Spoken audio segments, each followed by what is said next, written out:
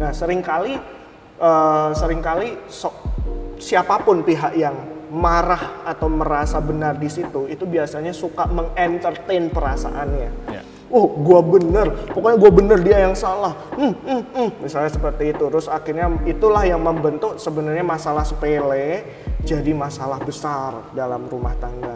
Kalau kita marah ke pasangan, it's not worth it gitu ya. Pasangan kita perlakukan seperti itu, padahal masalahnya itu cuma masalah yang mungkin kecil. Ya.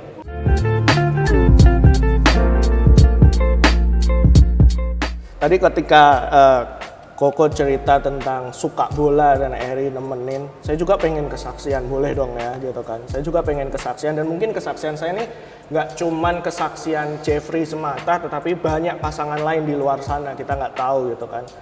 Akhir-akhir ini di masa pandemi kan gampang sekali bosen, apalagi di rumah aja, dan akhirnya pasangan kita yang adalah seorang wanita itu akan mencari kesibukan, mencari hal yang akhirnya bisa membuat dia hilang bosennya. Udah tahu ya arahnya kemana gitu. Jadi kalau pasangan saya, Nani, saya tahu betul gitu kan bahwa cara dia untuk me time-nya, cara dia untuk menghilangkan kejenuhan, kebosanannya adalah dengan menonton. Nah, kita tahu di Indonesia sekarang yang lagi booming adalah Korea gitu kan ya, drakor gitu kan. Nah, Nana juga sama gitu, suka nonton drakor. Nah, kadang-kadang kan di kamar, di rumah tuh TV sebenarnya cuma satu gitu kan. Kalau saya sih sukanya horor, film action dan lain sebagainya. Nah, Nana sukanya nonton drakor. Ya gitu, mungkin kayak Eri ya, kayak istri Kopau gitu, berusaha untuk menemani dan kenyataannya enjoy kok gitu kan. Jadi kalau dibilang drakor itu yang suka cuma cewek-cewek, percayalah. Ya, kaum bapak coba nonton drama Korea. Ternyata juga bagus-bagus gitu loh drama Korea. Dan itu selain kita enjoy, kita bisa nonton film-film Korea, kita juga bisa memberikan waktu kita, memberikan bahu kita mungkin ya untuk pasangan kita. Ya, asik gitu kan. Oke, next pertanyaan selanjutnya Niko ya. Waktu pacaran pernah berantem? Ya pasti pernah. Maksudnya sama pasangan. Maksudnya beda pendapat lah. Enggak yang sampai berantem banget sih. Iya. Berantem. Enggak. Puji Tuhan belum sampai ke sana. Jangan sampai ke sana. Iya. Pernah beda pendapat. Pasti ya? Pasti pernah. Pernah ketika pacaran tuh kayak aduh, gemes deh sama kamu. Itu pernah juga nggak? Kayak gitu. Waktu pacaran. Iya. Pernah juga? Pasti pernah. Nah, sekarang ketika udah masuk ke dalam pernikahan, apakah masih suka berantem? Kalau dibilang masih suka, saya rasa nggak ada orang yang suka sih ya. Mungkin pertanyaan masih sering gitu ya. Masih sering ya, sorry. Ya, puji Tuhan nggak sesering waktu pacaran. Okay. Tapi ada sekali-sekali pasti ada. Beda pendapat Pasti ada. Intensitasnya seringan mana? Pacaran atau setelah menikah? Pasti waktu pacaran sih, karena kemarin waktu pacaran kan kami sempat ini ya, apa istilahnya LDR. Apa itu LDR? Long distance relationship katanya. Itu pacaran, bukan LDR itu kok. Iya, kalau LDR yang tadi Koko sebut tuh long distance, kepanjangan. Oke, lanjut. Ya, saya di Pekanbaru, pacar yang waktu itu di Padang. Oke. Jadi kalau jauh-jauhan gitu kan banyak prasangka. LDR selalu punya tantangan. Hal-hal sepele itu bisa jadi masalah. Oke.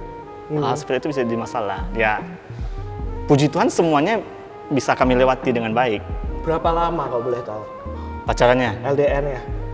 LDR-nya kurang lebih dari akhir 2012 sampai 2014. 2 tahun. Kurang lebih 2 tahun. Oke. Ya. Lanjut. Ya cukup ini sih, banyak beda pendapat. Hal-hal sepele sebenarnya. Perkara nelpon aja itu bisa jadi masalah. Perkara sepele, dia nelpon saya nelpon dia. Nggak nyambung dong. konflik apanya? Konflik itu sinyalnya, jaringannya. Oke. Tabrakan. Tabrakan. Masing-masing saling sibuk gitu. Masing-masing saling berusaha menghubungi. Padahal kan sebenarnya baik itu, berusaha menghubungi pacarnya. Tapi karena sama-sama melakukan hal yang sama, nggak nyambung, itu pun bisa jadi masalah. Itu pun bisa jadi masalah. Hanya sepele seperti itu. Aduh, kayaknya ada yang ketawa-ketawa di sebelah-sebelah mana gitu ya, kayak ngalamin juga gitu. Oke. Terus? Ya kurang lebih seperti itulah. Itu waktu pacaran. Waktu pacaran. Kalau setelah menikah, hal-hal apa aja kadang yang menjadi trigger, pemantik? Mungkin apa ya? Jarang banget sih. Udah jarang banget. Jarang banget. Berarti totally different ya, benar-benar berubah. Oke, nah yang satu lagi perasaan kayak falling in love all the time ke pasangan kita. Sebelum menikah tadi kan waktu pacaran kan tadi dibilang sering alami kayak gitu. Setelah menikah gimana? Apakah perasaan itu masih ada atau sudah hilang? Kira-kira gimana tuh? Pasti ada terus. Kayak yang kita sama-sama tahu nih ya. Kan mau masuk bulan Februari nih. Valentine katanya. Dan kalau bagi saya dengan istri itu kami gimana caranya supaya every day itu is our Valentine Day gitu. Valentine Day ya. Setiap hari, nggak harus tunggu tanggal 14 Februari. Kami setiap hari itu berusaha gimana caranya, kayak saya bilang tadi, membahagiakan pasangan kita. Membahagiakan pasangan kita ya tentu saja dengan memberikan kasih. Saling memberikan kasih. Oke, berarti ketika pacaran konflik itu gede gitu ya, semakin banyak gitu kan. Setelah menikah konflik semakin berkurang. Perasaan cinta sebelum menikah mungkin kita bilang 50% gitu atau 100%. Setelah menikah jadi 1000% gitu ya. Wah, kalau semua pernikahan bisa kayak gitu pasti ini ya kok ya. Nah, tentu kan nggak mungkin tiba-tiba pernikahan itu bisa kayak seperti itu gitu kan ya. Pasti dibutuhkan kedewasaan dari setiap orang dan setiap ini suami maupun istri, dan juga dibutuhkan manajemen konflik. Ya, manajemen konflik yang tentu bisa gitu kan diterapkan dalam rumah tangganya. Nah, Koko sendiri kalau misalnya kita bagi dua nih ya. Kalau Koko sendiri yang lagi marah, lagi sebel nih sama pasangan misalnya, apa yang Koko lakukan untuk manajemen konflik itu tadi? Ya, kalau saya lagi ada rasa kesel, saya sebelumnya saya ini orang yang gimana ya, yang kalau ibarat garis itu saya garis lurus, nggak yang keriting-keriting. Saya kalau bikin satu rebonding. Ya, saya kalau bikin suatu perencanaan, kalau meleset aja, itu bisa memicu adrenalin saya. Ya, jadi terkadang itu meleset gitu. Dan mungkin penyebab meleset ini dari istri di pandangan saya. Bisa jadi. Okay. Bisa jadi. Ya, itu saya secara otomatis, secara manusia itu pasti kesel, pasti emosi. Ya. Dan mungkin terkadang lupa ngerem. Sempat nampak lah saya marah gitu kan, meskipun nggak yang pakai kata-kata kasar, nggak yang suara volume keras, tapi istri bisa melihat bahwa ini suaminya sudah mulai marah, ada sesuatu. Okay. Nah, dan itu terus terang sejujur itu belum bisa saya elakkan. Tapi setelah kejadian, saya mulai berpikir, kayaknya istri saya itu nggak layak segitu marah gitu. Yeah. Dibandingkan dengan masalah ini, dan saya marah istri itu nggak sebanding. Yeah. Setelah saya menyadari hal itu, saya sorry ya, tadi saya marah. Yeah. Okay. Karena hal seperti ini saya jelaskan. Great. Kalau pasangan Koko, Eri nih yang lagi ngambek, lagi marah, apa yang akan Koko lakukan biasanya? Puji Tuhan saya dapat pasangan yang jarang banget ngambek sih. Perlu saya buat ngambek? Oke, lanjut. Iya. bisa dibilang kalau terjadi konflik itu biasanya saya pihak yang marah. Seringnya. Oke. Iya. Kok Eri jarang sekali marah. Sangat jarang. Mungkin selama pacaran sampai hari ini marahnya saya hitung setengah kali. Enggak, not even once ya. Iya. Enggak. Oke. Ya. Saya juga ingat betul gitu ya. Saya ingat betul ketika saya masuk dalam kelas konseling pernikahan itu diajarin gitu sedikit banyak, meskipun itu hanya dasar-dasarnya saja kok, tetapi saya diajarin banyak hal bagaimana saya dapat mengelola konflik gitu. Nah, seringkali siapapun pihak yang marah atau merasa benar di situ itu biasanya suka mengentertain perasaannya. Ya. Oh, gua bener, pokoknya gua bener, dia yang salah. Misalnya seperti itu. Terus akhirnya itulah yang membentuk sebenarnya masalah sepele jadi masalah besar dalam rumah tangga. Nah, yang saya dapetin waktu itu adalah stop entertaining our feeling gitu. Udah berhenti, jangan di entertain. Kalau kita marah, diem gitu. Berusaha untuk diem, tapi diemnya di sini tuh bukan kayak diem karena kayak anak kecil ngambek gitu, tetapi diem untuk kita dapat akhirnya mengatur emosi kita dengan baik kembali dan juga akhirnya untuk dapat berpikir dengan jernih. Dan saya suka dengan apa yang Koko tadi bilang bahwa kalau kita marah ke pasangan, it's not worth it gitu ya. Pasangan kita perlakukan seperti itu, padahal masalahnya itu cuma masalah yang mungkin kecil. Yeah. Hanya perubahan plan dan lain sebagainya. Dan ya benar. Nah, kalau saya juga boleh sharing, ketika misalnya saya yang marah, maka saya akan mengambil waktu untuk saya, oke, diam dulu. Terus nanti kalau sudah ada waktu yang tepat, bisa sejam, 2 jam, sehari, 2 hari, saya akan ajak pasangan saya akan ajak Nana ngobrol. Kemarin tuh aku marah karena aku nggak suka atau aku kurang setuju dengan apa yang ini misalnya seperti itu. Dan saya juga ketika Nana marah, saya juga berusaha untuk memberikan dia waktu. Yaudah, marah dulu gitu kan, saya kasih dia waktu untuk dia bisa cooling down dulu. Nah, nanti kalau sudah tepat waktunya, baru tuh saya peluk gitu kan, saya say sorry ya, mungkin aku salah dan lain sebagainya. Dan saya rasa dalam pernikahan itu tidak tepat kalau kita mencari siapa yang salah, siapa yang benar. Iya, betul. Benar kan ya, betul kok? Sekali.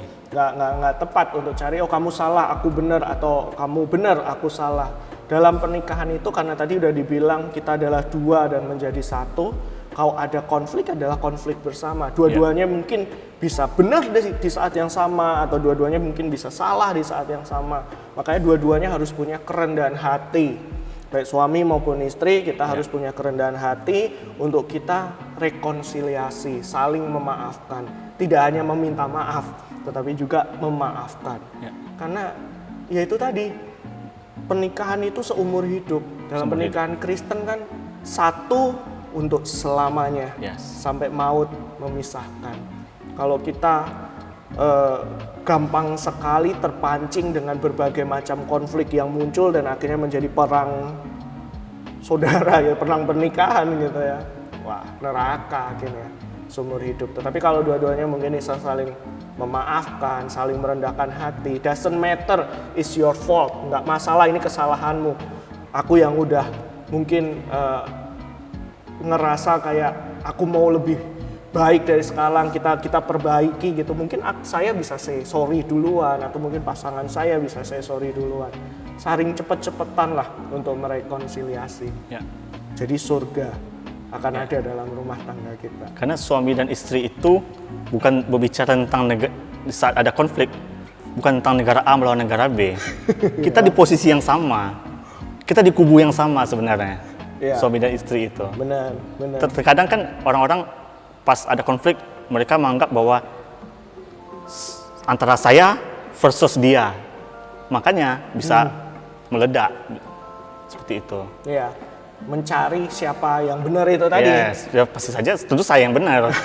Pasti saya yang benar. Perasaan selalu kayak gitu Ya. kan. Dan nanti kalau kita bisa membuktikan bahwa diri kita lah yang paling benar, Iya. gitu kan, Seperti kayak itu. seakan-akan kesannya kita nih manusia paling benar gitu. Nah, dalam rumah tangga nggak bisa Ya. seperti itu. Kita harus punya kerendahan hati. Suami harus punya kerendahan hati untuk mengasihi istrinya. Kita say sorry ke istri tidak mengurangi derajat kita sebagai seorang suami. Nggak, kalau saya say sorry terus saya jadi istri gitu kan, nggak juga gitu ya kok ya. Bisa gantian gitu ya? makanya nggak mungkin gitu kan. Kalau mungkin aneh rasanya. Iya. Oke, berarti kita sampai ke akhir gitu ya dari podcast kita hari ini, masalah pernikahan. Menikah sejuta rasanya gitu. Tadi kita udah sepakat kalau ya menikah memang banyak rasa, tetapi banyak rasa itu Menjadi satu. Ya, menjadi satu. Dan kalau boleh saya kasih tambahan, satu rasa itu namanya surga. Ya, setuju kan? saya. Ya kan, kalau kita menikah sudah selayaknya berbagai macam rasa itu seakan-akan kita sedang berada dalam surganya Tuhan, penuh dengan damai sejahtera, dan akhirnya kehidupan kita bisa memuliakan nama Tuhan, gitu kan. Dan dalam masuk ke dalam pernikahan, alangkah baiknya ketika kita masuk ke dalam konseling pranikah, karena di dalam konseling pranikah itu kita akan, sebenarnya kalau dibilang waktu 6 bulan itu waktu yang panjang, itu enggak sekali dibanding dengan sisa waktu kita dalam pernikahan sampai nanti maut memisahkan gitu kan. 6 bulan itu waktu yang sangat singkat, tetapi 6 bulan itu memberikan banyak sekali nilai, banyak sekali dasar sebagai kita anak-anak Tuhan diperlengkapi memasuki pernikahan. Dan pernikahan itu bukan final dari semuanya, tetapi awal dari proses kita menjadi serupa dan segambar dengan Tuhan. Nah, ketika konflik melanda, dibutuhkan kedewasaan dari setiap kita. Dan mudah-mudahan apa yang sudah kita pelajari dengan konseling pranikah yang ada itu dapat membuat dasar, dapat menjadi dasar untuk kita dapat memanajemen, mengelola konflik kita. Mungkin keluarga A dengan keluarga B, cara manajemen konfliknya berbeda-beda gitu ya kok ya, tetapi dasar-dasar kebenaran firman Tuhan yang sudah ditanamkan itu tetap sama. Dan cara Tuhan bekerja dan berkarya dalam setiap rumah tangga pasti berbeda-beda, tetapi endingnya satu, serupa dan segambar dengan Tuhan. Yang penting libatkan Tuhan dalam keluarga kita. Libatkan Tuhan. Dan saya selalu berdoa seperti ini kok. Mungkin Koko juga sama gitu ya. Saya selalu berdoa seperti ini sama Tuhan. Tuhan, saya bawa pernikahan kami, ya, saya dan istri, ke dalam tangan kuasa-Mu, dan biarlah kasih agape, kasih Allah, kasih tanpa syarat, kasih yang meskipun itu tadi, gitu ya, itu yang menjadi dasar dari rumah tangga kami. Suami bisa belajar agape, istri bisa belajar agape dari rumah tangganya. Dan kalau kita doa berkat kok, kalau kita doa berkat kita selalu gandengan tangan gitu ya.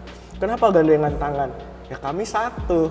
Kalau dulu kan pulanglah gitu kan, lalu tangkat tangan gini. Kalau saya sama istri kami selalu gandengan tangan, kami imani gitu ya bersama-sama sebagai sebuah keluarga. Itu. Thank you untuk waktu yang udah diberikan di acara O2O, one to one ya. Sangat bahagia, sangat diberkati sama kehadiran Ko Paulus di sini. Nilai-nilai yang udah ditanamkan semoga juga bisa memberkati saya dan teman-teman semuanya. Dan yuk kita menjadi keluarga muda yang bisa menjadi terang dan garam Tuhan dimanapun kita berada. Oke, jemaat Tuhan yang saya kasihi, ini adalah akhir dari podcast kita hari ini. Semoga apa yang sudah kita tadi obrolin boleh menjadi berkat buat semua jemaat Tuhan, siapapun, dalam kondisi apapun. Dan kalau hari-hari ini mungkin lagi ada badai ini ya dalam rumah tangga kita, ingat ya bahwa rumah tangga adalah satu instansi atau satu lembaga yang Tuhan sendiri yang ciptakan. Ketika Adam sendirian, Tuhan ciptakan Hawa untuk menolong Adam dan akhirnya menjadi satu rumah tangga di situ. Kita bawa permasalahan kita bawa badai-badai yang mungkin sedang kita alami hari-hari ini kepada Tuhan, dan bersama dengan Tuhan, rumah tangga kita akan menjadi rumah tangga yang penuh dengan damai sejahtera, penuh dengan kasih Tuhan, bahkan bisa menjadi berkat dimanapun kita berada. Well, thank you so much for watching. Dimanapun teman-teman berada, Bapak Ibu Saudara semua berada, Tuhan Yesus memberkati kita semua. God bless you. Thank you Kopal. God bless you. Thank you.